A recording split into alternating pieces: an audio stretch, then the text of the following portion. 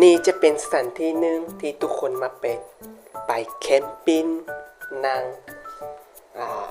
ชิลๆชมวิวธรรมชาติสถานที่นี้ตั้งอยู่เมืองนาไซทองบ้านศรีวิไลเนาะบอกเลยว่าสวยงามมากทุกคนมาตั้งแคมปิ้งอยู่นี่ส่วนหลายจะเป็นวัยรุ่นและก็คนที่มากับครอบครัวมากับหมู่เพื่อนหลายๆคนที่มาแคมปิ้งอยู่นี่สถานที่นี้ก็เรียกได้ว่าสวยงามอีหลีแล้วนี่มื้อนี้ค่อยก็จะมาตั้งถิ่นฐานที่จะนั่งลงกินขนมซิวๆตึงวิวอยู่นี่คือกันแต่ค่อยจะบ่ได้ไปนั่งอยู่พวกเต็นท์ที่เขามานั่งแคมปิ้งอยู่นั่นเขาจะมานั่งชิวๆทุกคน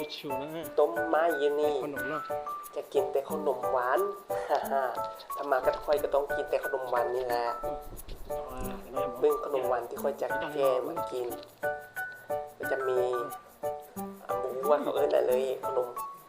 พูดแล้วมีขนมกินเลยสีเหลืองนี่จะมีรสชาติเค็มหวานแต่ส่วนใหญ่ก็เค็มหลายตัวสีเหลืองนี่นะแล้วก็ข้าวหวานสีตัวนี้ก็หวานหลายนี่ถือว่าโอเคอยู่แล้วก็มีขนมหลายๆอย่างมื้อนี้ค่อยมาตั้งใจนั่งซิวๆแล้วก็กินขนมอยู่นี่เบิ่งอยู่ธรรมชาติบอกเลยว่าซุกซื่นอีหลีเพราะว่าลมพัดมาโดยตลอดทั้งที่ร้อนหลายแต่ค่อยอยู่นี่บ่ได้รู้สึกร้อนเลยเบิ่งลมพัดแทบพัดว่าจมผมค่อยมันยุ่งยากยุ่งเหยิงหมดเลยบ่ได้ตั้งเป็นทรงเลยเจ้าอยู่ธรรมชาติที่ทุกคนเห็นอยู่แค่แม่น้ำหันไปมันสวยอีหลีเขาอยากให้ทุกคนไปเห็นด้วยตาตัวเองสลักค่อยมื้อนี้แม่นชิลอีหลีกินขนมแล้วก็กินขนมซื่อๆบ่ได้เห็นหยังเลยมาจากกินขนมแล้วก็มานั่งใส่แว่นตากินขนมเบิ่งวิวนี่เป็นบอนที่ค่อยมาตั้งหลักอยู่นะมีต้นไม้เลยเหมาะสำหรับการที่ประทับไปนั่งอยู่เต็นท์ของเขาเจ้าแล้วก็มาคนเดียวอีกก็เลยบ่อยากไปนั่งอยู่นั้นถ้ามา 2-3 คนมากับหมู่เพื่อนอะไรก็ไปนั่งได้แต่มาคนเดียวนั่งอยู่นี่ก็ได้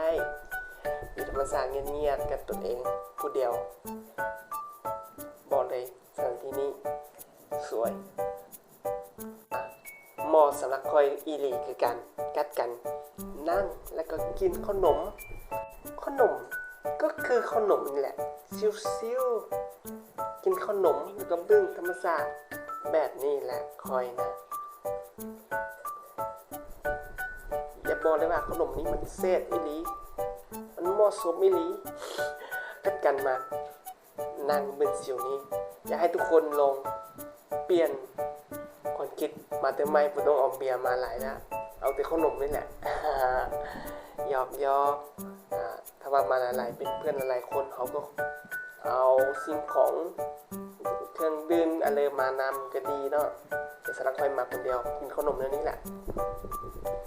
ก็เพิ่งวิวในนี้ขนมนี่ละกินนี่